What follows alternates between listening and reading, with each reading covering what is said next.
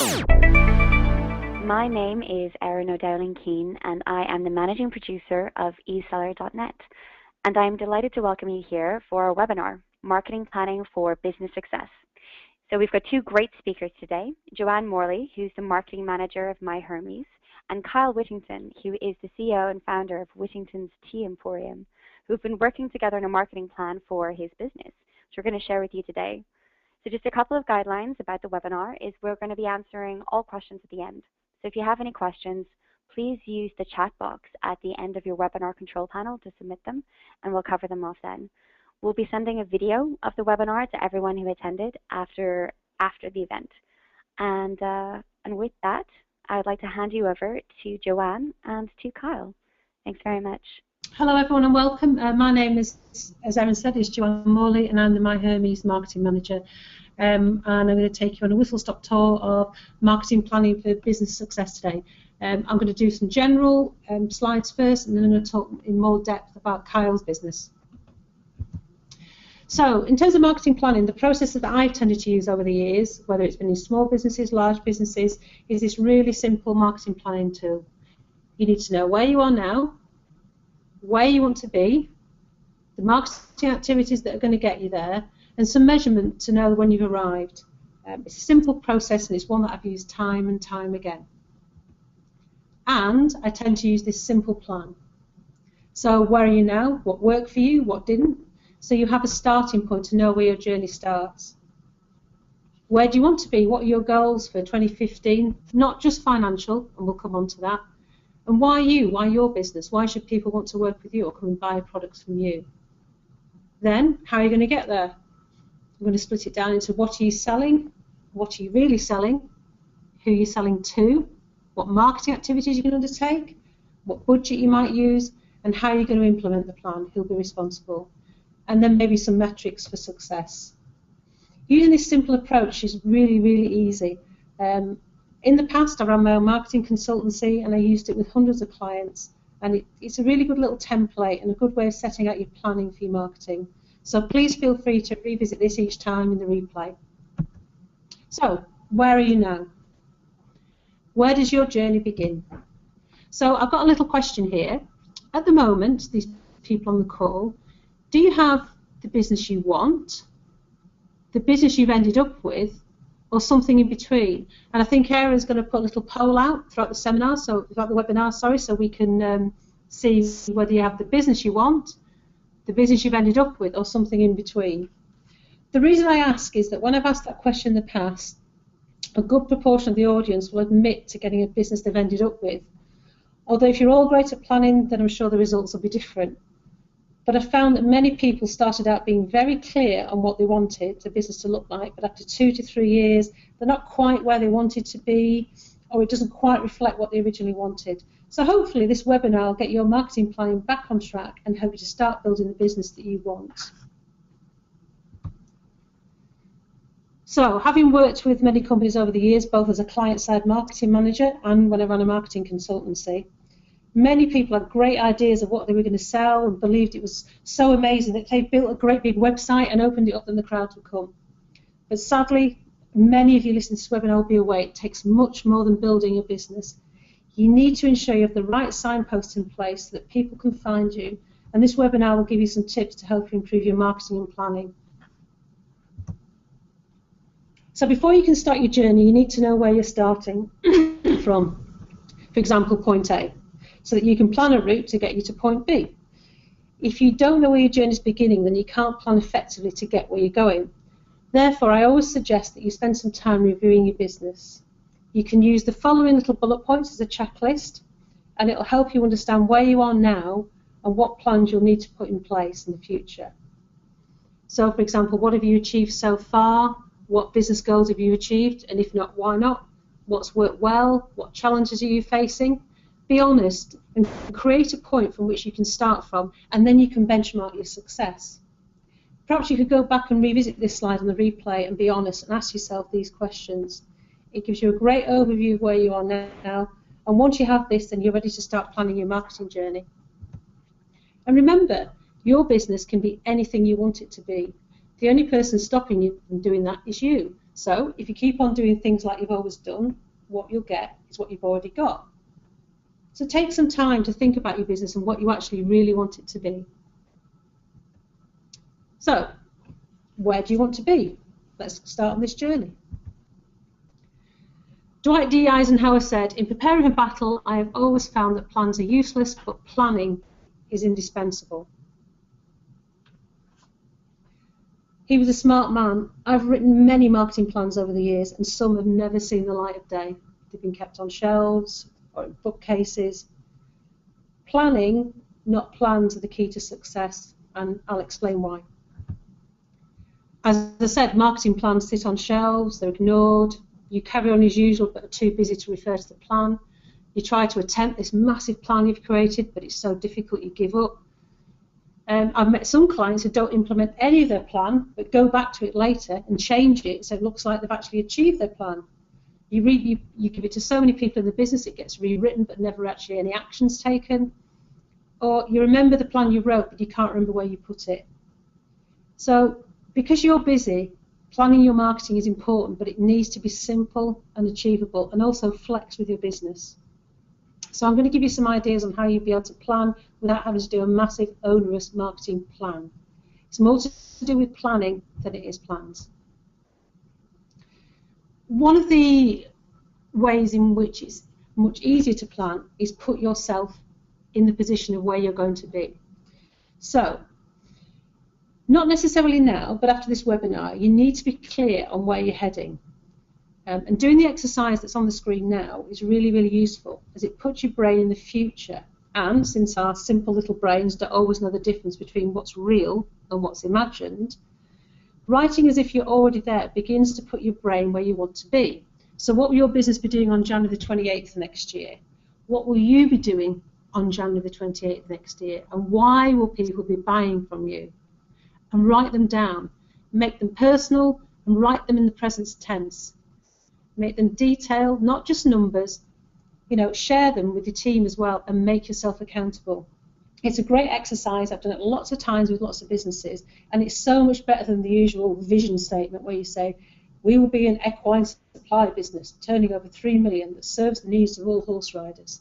It's not personal to you. Make the business personal to you. Write down exactly what you will be doing, imagine it, feel it. Get creative. Write down your dreams in the present tense, then share them.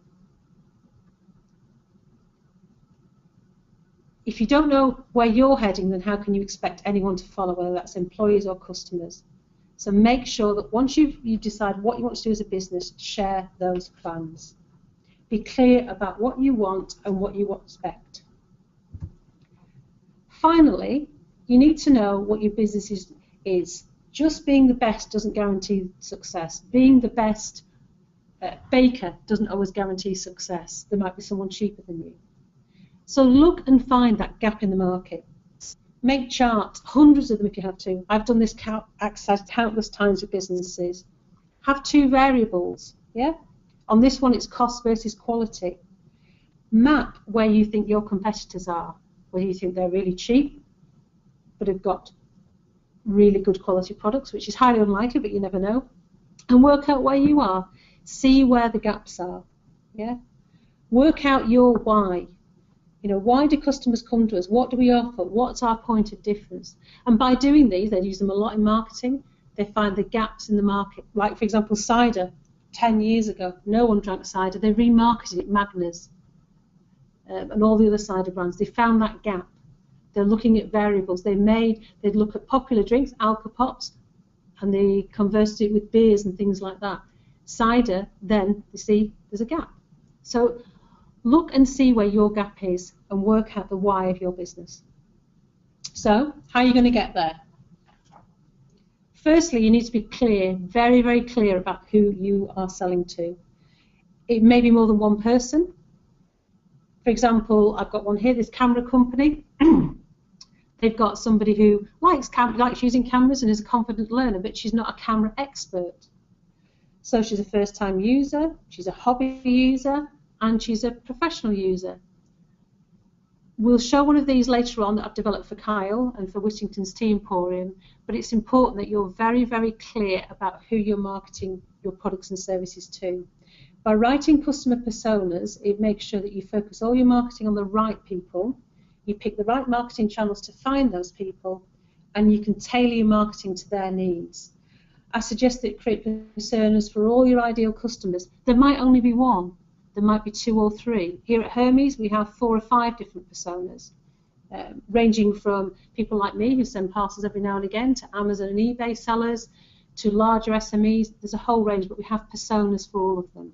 So we're very clear about when we put marketing materials out that they're tailored to their needs. What are you selling? You need to make it really easy for people to buy from you. It may sound strange, but you have to be crystal clear and not confuse visitors when they come to your website. For example, I know this is a really simple example, but Virgin Wines make it very clear they sell wines. Number 1, you can start buying from the home page. If you look on the left-hand side, straight away you can search for wines. You don't even have to click into the website to start buying. 2, they give you confidence. If you look at the top, you get 100% money-back guarantee. You've got offers that circle round. There's 3 or 4 different offers there. They've got wine buying made easy. If, like me, you know you like wine, but you're not really a wine buff, you can buy a case and be confident, really, that it's going to be all right. The basket's visible at all times at the top, so you know exactly what you've bought wherever you are on the site. And it's functional. It's not the most beautiful of sites, but it does what the customer needs it to do. It's not perfect, this site, but it makes wine buying easy. And with plenty of competition, you need to make sure that your website doesn't have any barriers to people buying products from you. Here's just a really quick tip, but a useful one. When planning your website, it's often useful to make sure it fits this F pattern, and you'll see that the Virgin website was in a similar way, in that his heat maps show where the mouse and eyes go, so the left hand up to the right, so it's an F shape. So perhaps make sure, like Virgin Wines, you keep the quick search to the left, important information like the shopping basket at the top, and you have this general F pattern going on your website, and you should see clicks and things improve on your website. So what are you really selling? I've come back to Virgin Wines because I use them as an example to begin with. But although they're selling wines, what they're really selling is so much more. It's about the wine buyers with busy lifestyles who aren't snobbish about their wine but enjoy a good bottle of wine. They have their customer personas down to a T, and they've got areas on the website to help them do this. So they've got a blog, so they've got useful advice on what foods go with which wines. No snobbery, just great basic information, which I would need because I don't have a clue. They've got a mixed case. They've done all the hard work. You look like an expert and impress your friends with the wine choices. They've got a wine zone. They're making it easy for people to understand wine. No poshness, no snobbery. They give you the information you need to be knowledgeable. Basically, they're giving you peace of mind, security, that you can buy wine easily without any complications, and that you're not going to make a mistake because all the wines are pre-selected. And I think it's important that you look at your website and you say, do I help the customer make these decisions? Do I have information that helps the purchase, or am I just purely focused on the products themselves? So many companies on their marketing planning journeys find themselves faced with this. The first bit of marketing you do goes all right. You've got great webinars like we're doing now. You've got e-zines, you've got everything.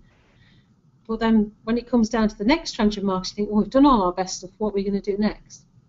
So here are just a few ideas to help you. Well, more than a few.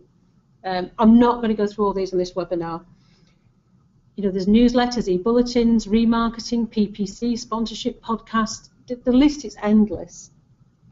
But choose the ones that are right for you and your customers, and that will pull customers in like a magnet. So, for example, if you know that people love looking at pictures, make sure you get Pinterest and Instagram sites up.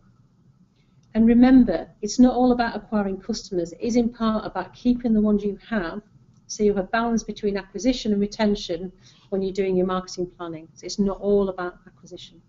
I'm going to go through some marketing activities that you might find useful that I think will be relevant to the audience that's on this webinar today. Content. The content you publish on your website and in your adverts, and in fact all the marketing you do, is really, really important. Remember, content is king, but it must be relevant. Make sure that in addition to your product descriptions you have on your site, you also think about providing more to your customers, like the virgin wine examples. Help them make choices. If you like this, then buy this. I know that Kyle already does that on his website. If you like this tea, then you probably like that tea. Give them guides, how to taste wine. You know, top 10 reasons to buy. Latest news. It doesn't have to be your news. It can be industry news. Share the love of whatever it is that you do. Become an expert. If possible, have reviews and do blogs, but not for the sake of blogging. Have useful and relevant information on those. There's a really useful book and a website by Joe Polizzi if you want to know more about planning your content marketing. It's a bit American in its approach, but it's some very useful ideas, and he's also got a great website to help with content, so I recommend you go and take a look at the Content Marketing Institute and also his book, Epic Content Marketing. And just to help, here's a quick template which shows you how you could plan your content. I use one similar to this in my role here at myHermes, and I've used these over the years in different companies. But basically, you make sure you have your content, the date when you're going to do it, who's going to be responsible for producing the content, who's the target market, is it just persona 1, persona 2, or all persona? What is it? Is it a competition, a graphic, a quiz, an article, a video? What type is it? Is it one-off news item? Is it evergreen? Can you use it time and time again, or is it news? And then say which channels you're going to put that content through, and do it monthly. We have a content planning here each month for the following month, so it works really, really well for us. Pay-per-click, I'm sure a lot of you will be familiar with this, but I just thought it's worthwhile taking a look at this. It can burn money fast, so you really need to be decided on what you want to achieve.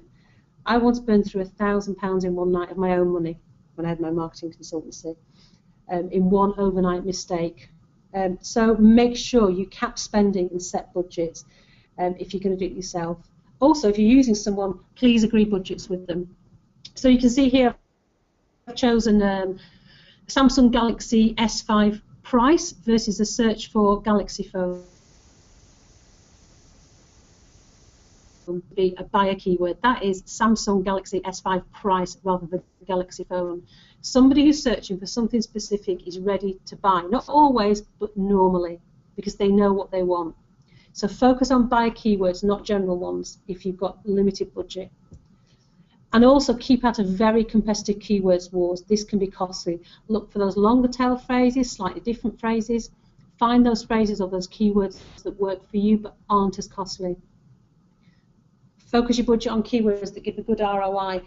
And like we do here at myHermes, only run adverts at times your buyers, or wait your PPC adverts to times when buyers are actually online and looking. So we run adverts at certain times of the day because we know fundamentally that during mid-afternoon a lot of people aren't looking how to deliver a parcel. Get help.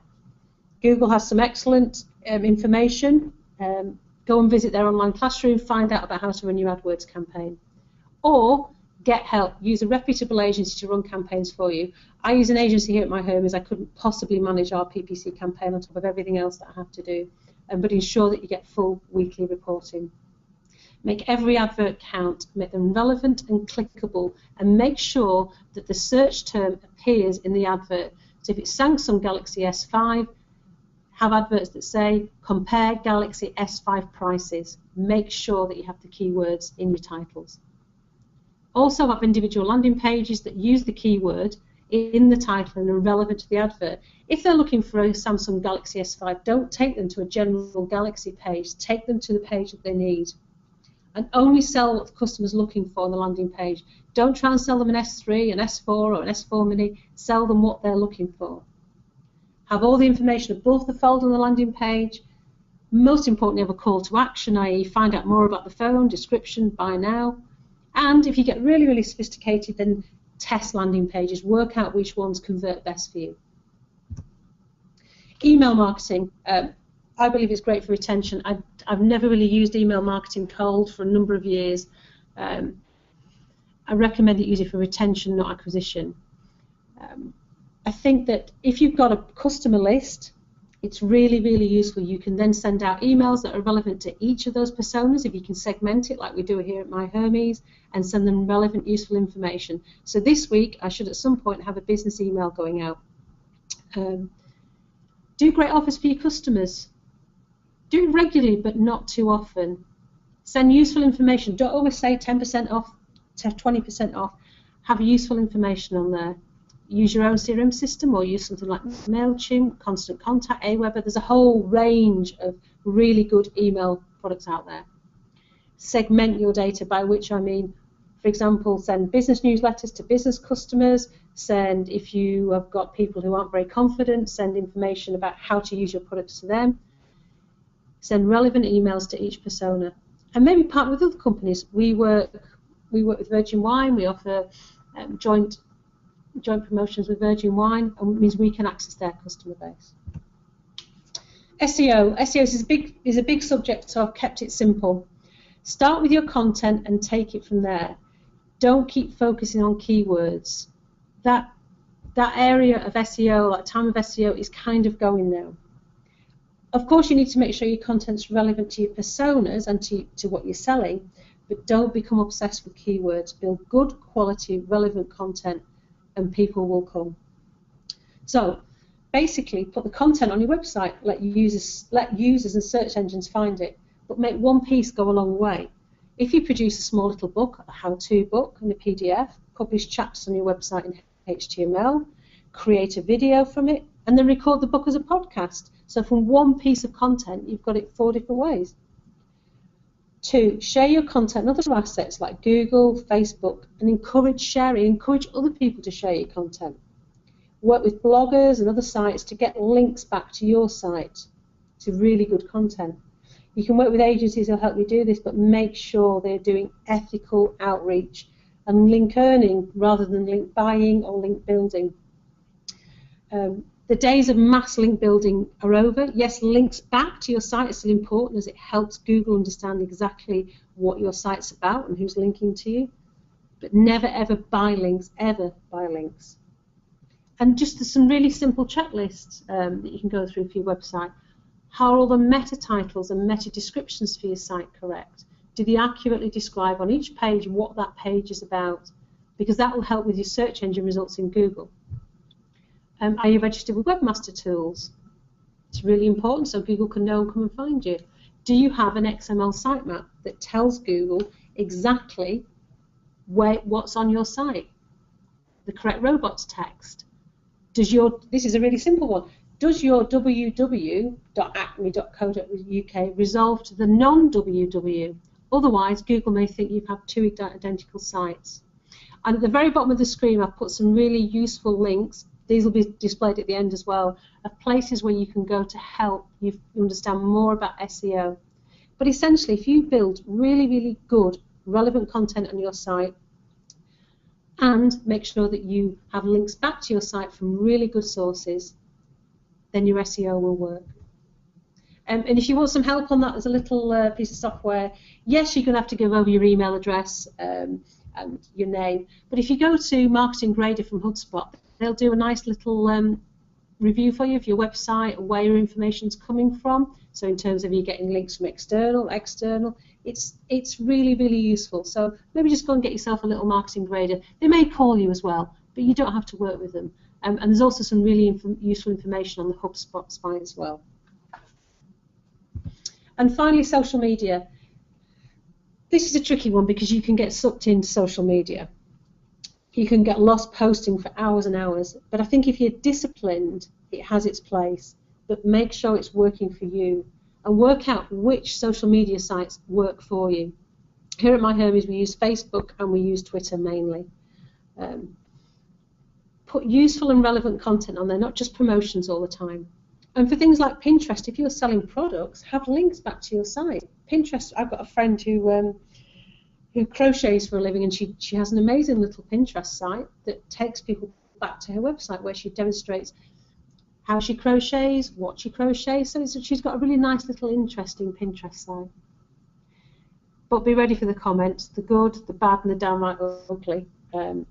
You know, people don't hold back on social media these days. If they're not happy, they may well go on your Facebook page and say so. And certainly at myHermes, we experience that we have a big customer service team to deal with that. If you don't, just make sure that you don't let comments lie there. Answer them.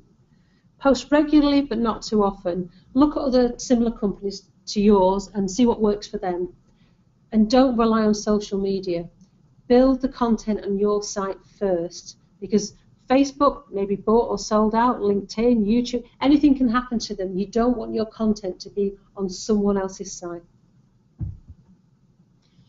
So, pulling it all together, make sure you know what marketing activities you're doing and when. So this is a little table that you can use. It's simple, but again, I've used it, and I've used a very similar one for my weekly planning. It keeps you on track.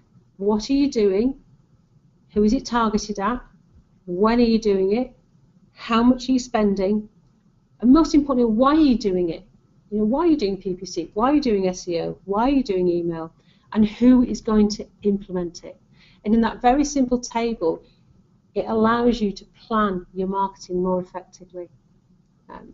I've also got some other simple planning tools that I've used throughout their Excel spreadsheets.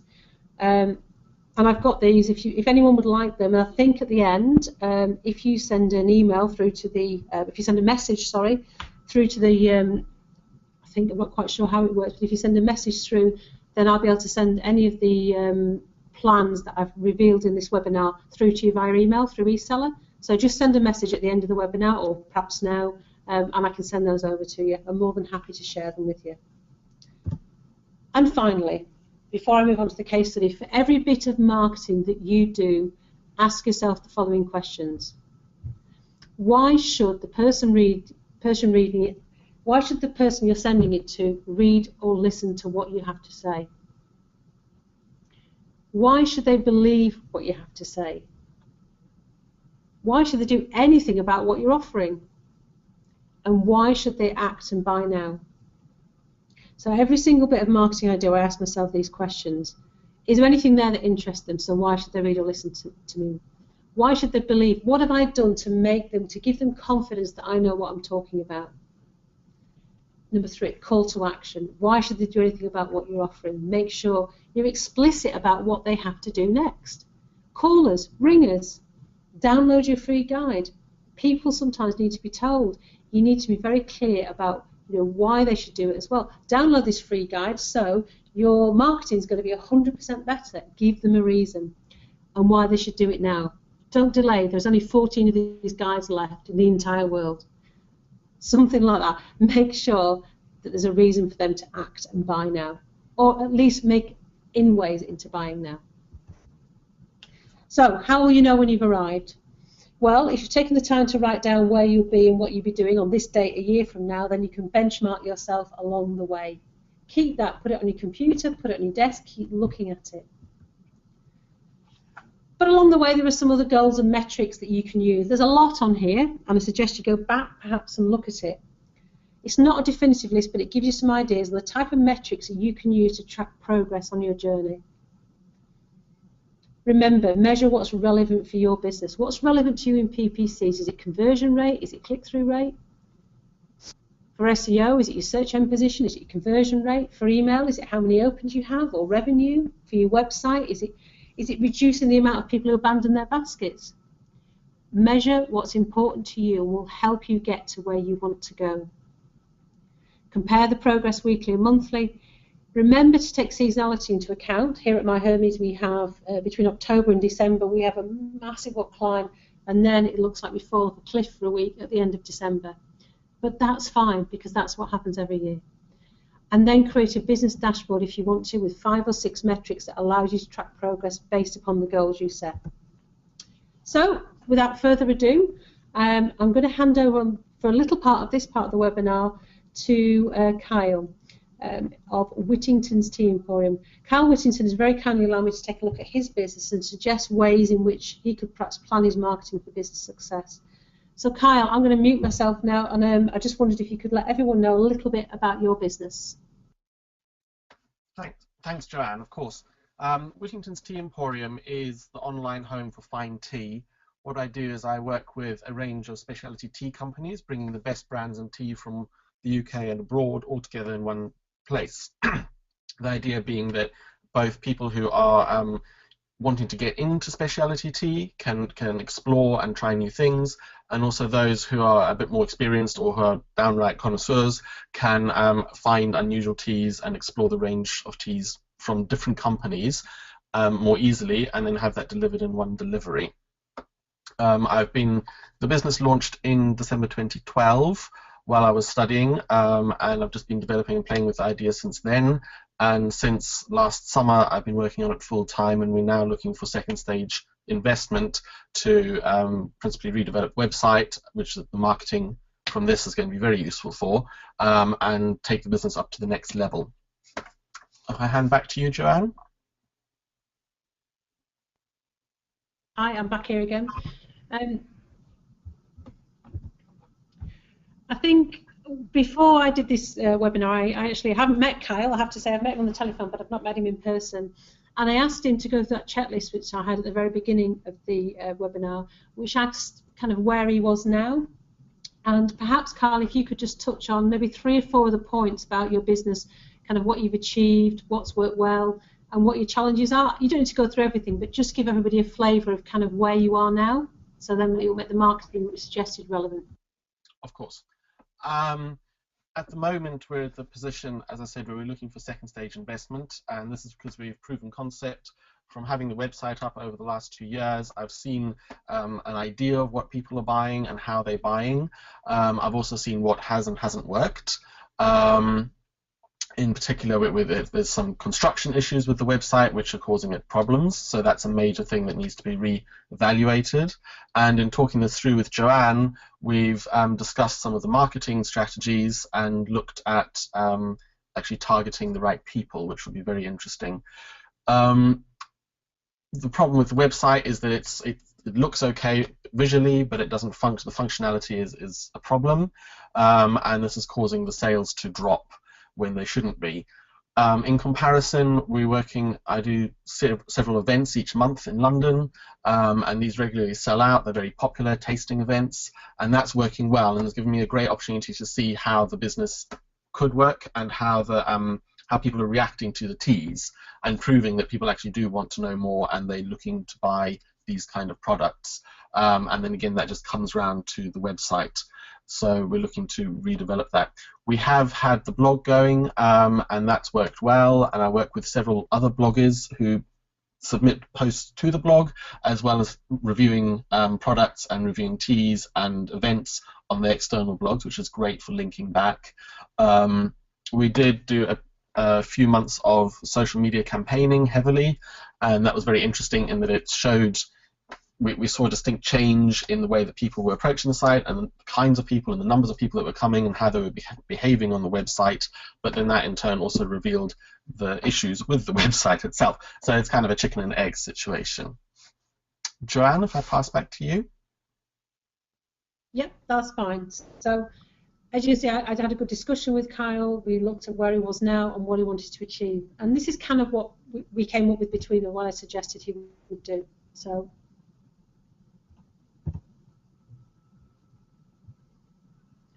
you can see here that there's a lot of information on this slide. I'm not going to read it all out at all, but I worked with Kyle to put together where he wanted his business to be, so what he would be doing on Jan 28th next year, where his business would be, and what type of people were buying from him.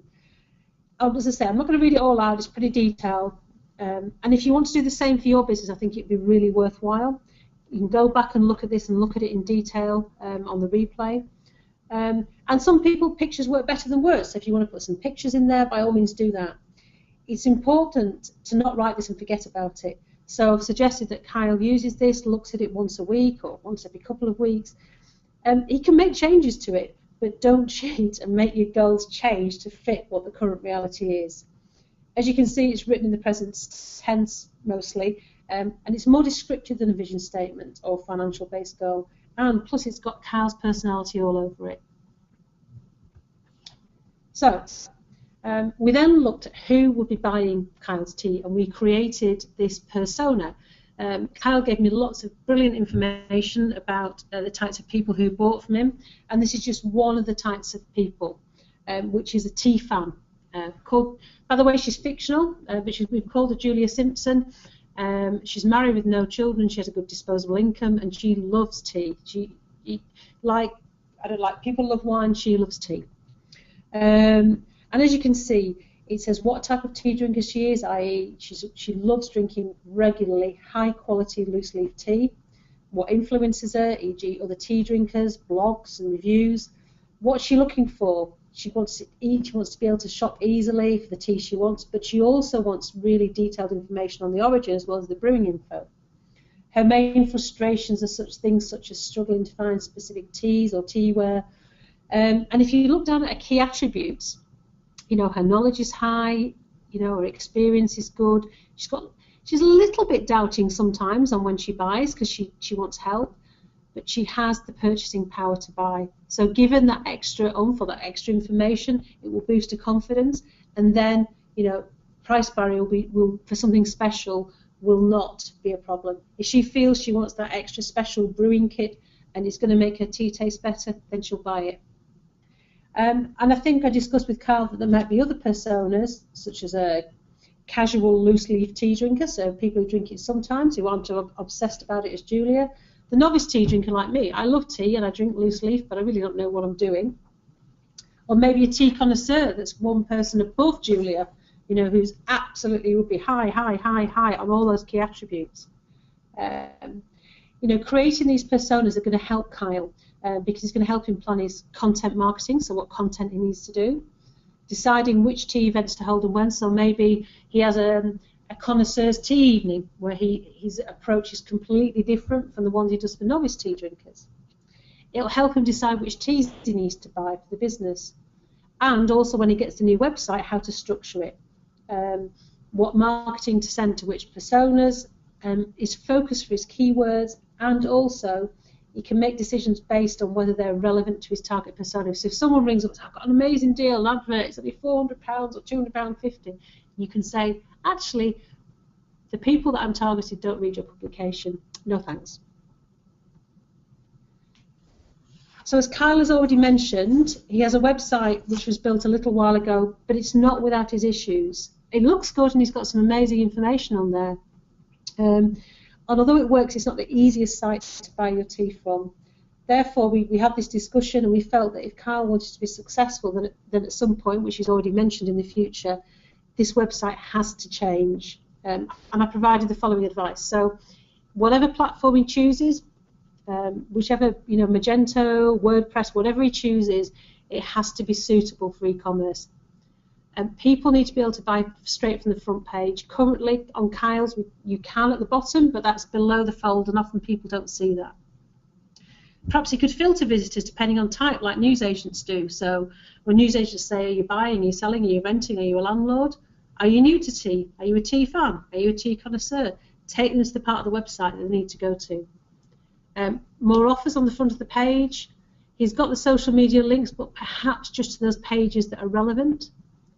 The menu structure needs to be really simple and easy to use, and currently it's quite complex. It's hard to navigate through. I think you'd benefit from having some guides to tea on there and maybe some tasting notes. Fundamentally, it needs to be easy to shop and buy products from. Kyle already has the tea recommendations on his site, like this, buy this. However, I think they need to be more in your face when you're buying. It's a bit like Amazon do. Or maybe the out-of-stock message. This is out of stock, but try this. And Kyle does this really well at the moment anyway, but you know, maybe just the product images could be a bit sharper sometimes and be maybe all have a white background, which most of them do, but some are grey. So I think it's just tiny little tweaks on those side of things. Delivery information and pricing needs to be clear. This massively reduces basket abandonment. If people know how much they're going to be charged for delivery, or if the price has got VAT added, make it clear from the outset. And make sure there's a nice blog there for visitors and for SEO purposes. The one thing that I got from talking from Kyle was that he has a real personality. So don't just sell tea, turn it into an experience. Be like, there's a guy called the Wine Guy. There's the ceiling, believe it or not, there's a guy who sells ceiling tiles, and he's the ceiling tile guy. But if you want to know anything about ceiling tiles, guess what? He'll have the answers for you. So turn it into an experience. I think if people could feel and see Kyle's enthusiasm for tea through videos, through podcasts, it would be great. Record the tasting events that you do. You do it once, you can then play it to other people. Run some tea competitions. Like I said, be the tea guy or the master brewer. Stand up for tea. From tea to bag, loose. To someone like me who tends to use his bags, tell me how to convert to tea, to loose leaf tea in 3 easy steps. Tell people why tea is better than coffee. Make your enthusiasm contagious. I think that Kyle has this within him to make tea really, really, popular. Be more than a logo on a pretty site. I think he could do some amazing tea content. If he does a monthly plan, produces relevant content, he could do brewing times. So these teas need these brewing times. This is how to brew tea. Tea facts. The list is endless. But give the personas the content that they need. And I think that Kyle could do some amazing content based upon his enthusiasm for tea and his knowledge for tea. In terms of pay-per-click, I would focus his budget on things like buyer keywords. If budget is limited, don't just go for loose leaf tea, it's too broad. Go for, I'm going to pronounce this wrong, I know, sorry Kyle, oolong, it's my Lancashire accent, oolong loose leaf tea, or whatever the brand is. That's go for the keyword. Is that great? Thank you. Is that correct then? Thank you. Correct. Okay. And ensure that oolong is in the advert, not just loose leaf tea. You can see here on basically when people have run adverts for oolong leaf tea, some of them haven't even put it, they've just got buy loose leaf tea. So make sure that if you're buying these keywords, have it in the title.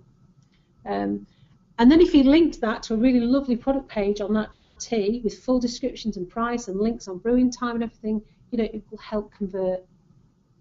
And I think with that, he needs to review his performance regularly. If budget is at a minimum, even here at myHermes, where I have a sizable budget, I'm constantly talking to the PPC agency to make sure that we're refining and refining and refining all the time so that we get the best value for our budget. And I think it's important that if, for example, Kyle, you've got some new teas, test new keywords, find out who's searching for those, how often they're searching, is it worthwhile doing adverts for them? And make sure that you're constantly getting that really good ROI on those buyer keywords. And I know you've got a small mailing list, but make sure that you invite people to events, send them special offers, let them know about new teas or brewing equipment. And I think it would be really nice to run a little monthly competition to win tea or some new brewing equipment. Maybe have a tea of the month or a tea of the week and focus on that. Or send them new tea guides or information. Here I've just said basically, we've got a new tea tasting event. I put tea testing, which should have been tea tasting, I apologise for that. But a tea tasting adventure in Camden next week. And the way you write it, make it exciting. Make the content, the way you write things, not just we are having a tea tasting next week in Camden. Make people want to come. In terms of SEO, I hope this doesn't appear rude, Kyle, but I think you've got some work to do. But with your new website, you can turn this around. Your current website isn't ranking well for organic search terms. All of you out there, you can get a free check on SEM Rush to find out how you're ranking for key terms compared to your competitors. It's a really good little tool. It's free to a point. You'll only see probably the top 10 keywords. If you want to purchase it, I think it's around about $50 a month. I'm not 100% sure. But go and get some information for free for there. And the same is on Majestic. Find that Majestic allows you to see who's backlinking to you, so which sites are linking to you. On the current site, I think it's worthwhile, Carl, doing the following. Just even if you are going to get a new site, just do the following. Get your robot. If there's the robot text, I don't think is working quite well enough, so maybe have a look at that because this helps to guide search engines. Get an XML sitemap done. I think there's a website called www.xml.co.uk that produces them for you. And if you can upload that through your FTP, then that would be great because it will guide the search engines to index your site better. Some of your meta titles are a little bit too short and could be more descriptive. And some meta descriptions, the descriptions are too long and need shortening and might be cut off by Google when you appear in search results. I don't know if you have, but if you haven't, register with Google and Bing Webmaster Tools. And I've noticed that your blog is on a subdomain. Rather than being wtaemporium.co.uk/blog, it's on like a little separate domain, so it's not helping your site as it is at the moment. So if you could move it to there, that would be great. You know, make these little tiny fixes now on the current site, and maybe it will just help get more traction to your site before you roll out your new one. Social media, I think you're doing a great job, but continue with the Facebook, Twitter and Pinterest. I think with you it's the time, you know, to get, you can find people on Elands, places like that, who will blog for you for not a massive amount of money per month, who are freelancers who are happy to do it. So if you're struggling to post this content on a regular basis, work out a content plan and get them to do it for you. On Pinterest, have links back to your main site for products. Be consistent and post regularly. And again, if you don't want to use an Elands, then maybe use a tool like Hootsuite that allows you to plan all your tweets and Facebook comments and everything else in advance. And you do this, but make sure you reply to the tweets and the comments and encourage sharing. Get your love of tea far and wide, spread it out throughout the universe. So Kyle's time is at a premium, so I think he needs to select those marketing activities that are going to help you grow the business. I focused on bringing the buyers to the site, those oolong tea people. Spread your risk. Don't put it all on PPC. Spread it between email, a little bit of SEO. You know, make sure that you're spreading it. Maybe some really good content creation. If it's not providing a good return on investment, stop doing it. And I think if you can create that brand that stands out and is full of personality, that would be amazing. You know, afterwards we can maybe talk, but create that simple marketing plan table and use that as your guide. Set aside marketing time each week and focus on it. I know you're really busy, Kyle, but sometimes, you know, you have to set aside an hour just to get your marketing done. Ask for help. You can ring me up now. There are also plenty of specialist marketing forums as well. And increase your own knowledge of digital marketing. You know, go to Google, go to those websites I said, you know, read. And absolutely, I agree with you. You need to make an investment in your website to secure the future of your business. And how will you know when you've arrived? I think only you'll know that because you can set your own goals. But make it happen. So, you know, make sure that you measure what's relevant for you, Kyle, and what you need to do. You know, you'll know what your metrics are, but make sure whatever it is. Yeah. Thank you, Kyle. I'm just going to pass back to Kyle for just a couple of minutes, just to get his opinion on, he already knows, we've already talked, but to get his opinion on what he found most useful.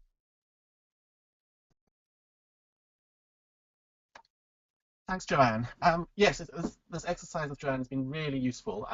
It brought to light things that I'd maybe thought of, but that had got buried in the depths of the complicated construction of the website, and that was very heartening to see that I wasn't completely off the wall.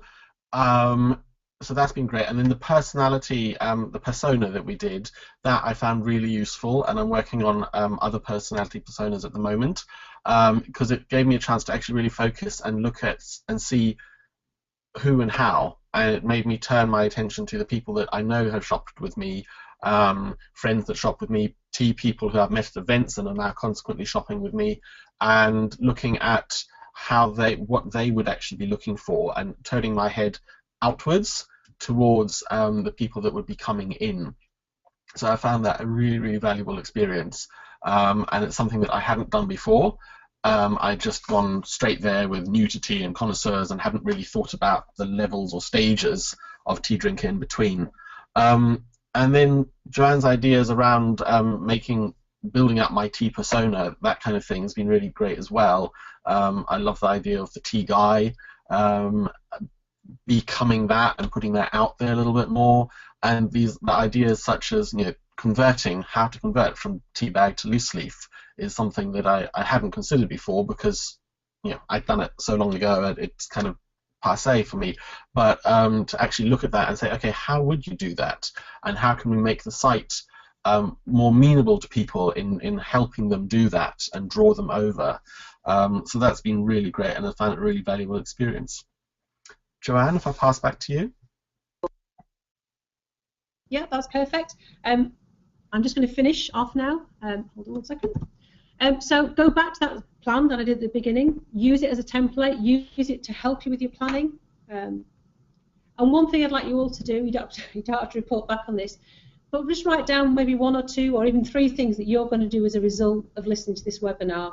Because what will happen is you'll go back into your business and the phone will ring and you'll forget a lot of it. So maybe now just write down 3 things that you're going to do. And here's some useful links. These are all the things that I mentioned in the seminar, which you can go back and revisit on the replay. And thank you, and I'll hand over now to Erin. Joanne, thank you so much, and Kyle too, that was so useful. So we have had a few questions in. If you haven't already sent your questions, feel free to use the chat box at the end of the webinar control panel and send any through that way. And we'll just cover off the ones that we have here. So first, if you have time, please explain how to segment for a furniture store where a lot of customers are one-off buyers / only buy every 2 to 3 years. So John, that's a big question. That's a really big question, but that's fine. I did some work for a furniture store about 6 years ago, so I'm going to put my brain back 6 years. And they had a similar issue in that they made an assumption that people only come in and they buy one thing, so they might buy a sofa or they might buy a wardrobe or some table.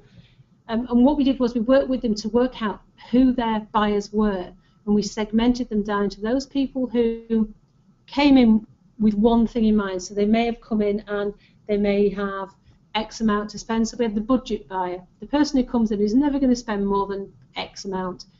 With them, they probably are a one-off purchase, so they are only going to buy that sofa, that one thing. However, we discovered, but they didn't realise, that actually those people who come in who are not quite sure what they want, they might be redoing their house, they might be helping a friend redo their house, they're not quite sure exactly what they want. They need help. So there was the budget buyer, then I'm doing this from memory, so you'll have to forgive me. Then there was the buyer who wasn't quite sure what they wanted, so it's kind of like the question mark buyer, although they had budget to spend. And then there was the person who was a serial buyer, who you presume would only come in to buy a sofa, but actually love spending money. So we kind of segmented them into those 3 different areas. And depending, we had questions that we gave the sales team to kind of ask when they came on the floor, so researching questions, what are you looking for?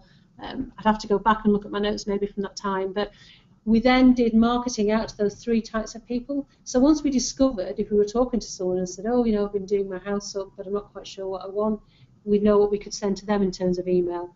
Those people who came in who were very clear about, well, I've got £400 to spend on a sofa, it's going to be difficult to sell to them again, but maybe twice a year you can send them an email, that's no problem. And then those people who are serial buyers, who you think have only come in once, but actually are going to come in again and again if you prompt them and send them emails and reminders and things like that. So I don't know if that helps, but that's how we did it with the particular furniture company that I worked with. That's from memory, so there may have been a couple of other personas, but those are the 3 types that I remember. No, that was great, Joanne. And so you've got another question here, which is, you mentioned social media. How do you grow your social media followers and likes, etc.? It can be quite difficult sometimes to grow your social media likes. Never go on to somewhere and buy likes, because you can go to places like Fiverr.com and you can buy likes, and so make your like count go up overnight. So it looks like you've gone from 3 to 300 followers. The problem is they're never going to interact with you. They've almost been paid or been asked to like you. So the way in which I grew likes for my own content, my own consultancy business, was through content.